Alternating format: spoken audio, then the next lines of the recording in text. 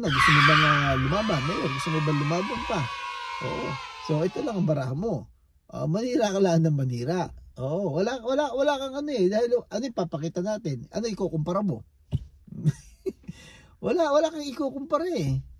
At naninira ka pa, sisira mo pa yung mga project, ginugulo mo. Yung pabahay ay talagang ano eh, iniinsulto mo ang mga taga Maynila. Hindi naman mga taga Maynila eh.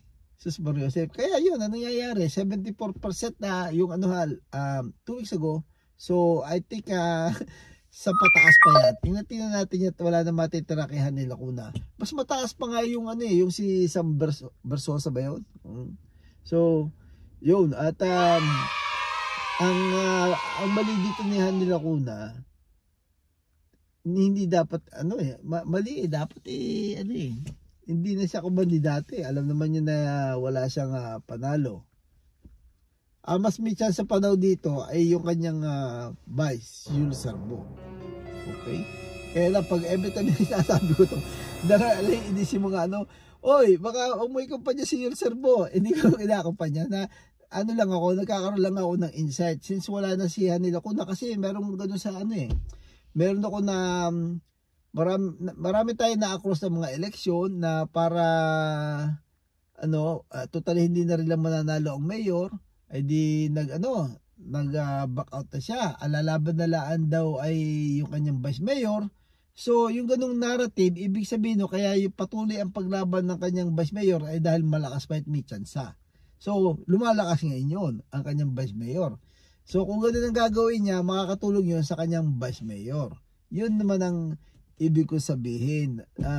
Yun ang na-cross lang natin yan ng yung mga madaming kwentong ganyan sa election pag nag-back out yung yung pagka-mayor, pero yung vice mayor ituloy pa, nagkakaroon ng narrative na malakas yung vice mayor at may pag-asa. Yun. At i-endorse na, pwede niyang i-endorse na at pwede sabihin ni Hanny Lacuna, si Mayor Isko ay para kung magsinungaling na lang siya. Si Mayor Isko ay para kung kapatid yan at talagang wala tayong magagawa, mas mahal siya ng mga tao. O yun, magpapakababa siya. Oo. Ito na lang itong busy ko ay mas mahal naman ng tao do kaysa sa busy niya. Yun, mga ganon. Oo. Hindi hindi pa siya exit siya ng yung mapapagtakpan yung kanyang mga katangahan. At least at ito na mga busy niya, itong si Yul Serbo, I heard na yung kapatid ni Yul Serbo ay konsehal din ni Mayor Isko. At saka kita mo, hindi nagbabadmouth si Yul Serbo kay Isko Moreno. Okay, kung ganyan lang ang route nila ay maisisip pa dyan si Yul Serbo. Okay? So kay Hanny Lacuna na yon kung bibigyan niya ng chance si Yul Serbo.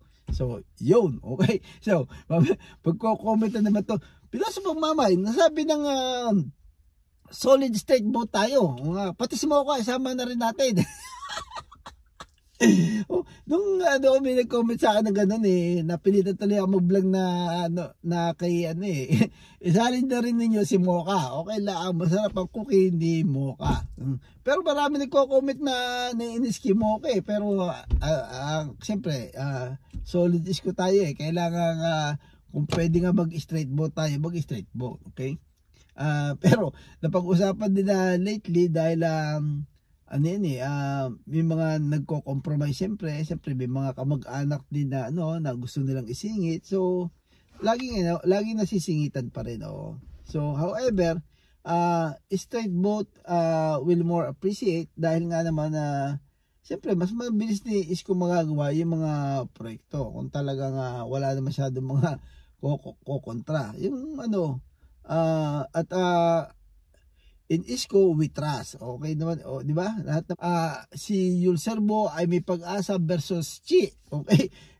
Binanggit ko lang 'yon, pero wala akong diyan kung sino manalo doon sa dalawa. Oo. At kung manalo si Chi is better dahil dahil kasama ni Isko Moreno. Okay? Na for some reason na subject natin to dahil may mga related issue na pagka nag-back out itong yung nalaban na pagka-mayor, nagkakaroon ng chance yung kanyang vice mayor. Alright, salamat po sa mga nag-subscribe at sa mga magsusubscribe pa. So, I'll see you with my next vlog. Alright, God first! Peace out!